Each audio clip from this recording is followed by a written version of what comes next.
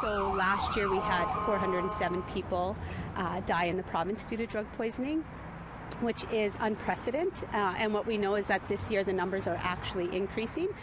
These folks are on the front lines of the overdose epidemic in Manitoba.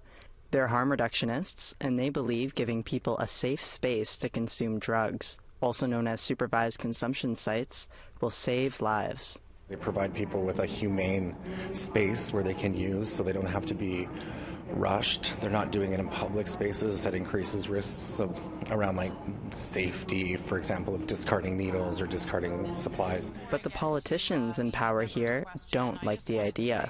They fear it will lead to more drug use and crime. We have treatment spaces, we have RAM clinics to help to stabilize you and connect you to resources so you don't have to be dependent on these drugs. Levi Foy, executive director of Sunshine House, shared his views at a recent harm reduction conference in Winnipeg.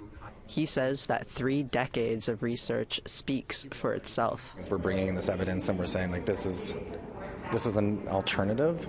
It doesn't work in competition with your beliefs, and with RAM clinics or with detox or with treatment.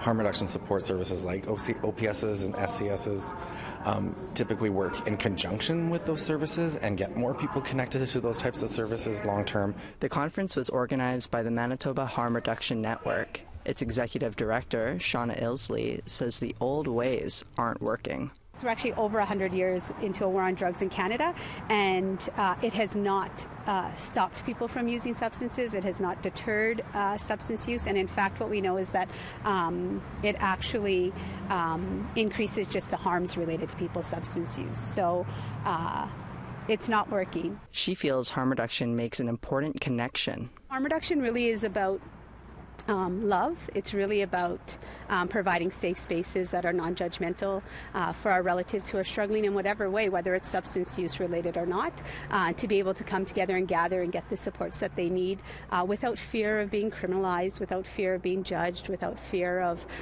being turned away for services. The overdose epidemic is a growing problem for First Nations communities. Several chiefs have spoken about problematic drug use and overdose deaths on reserves in Manitoba.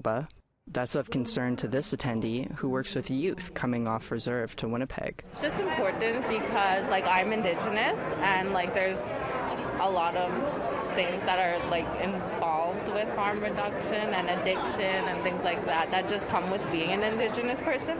So I think it's important to educate myself on that, especially since I'm working with younger Indigenous people.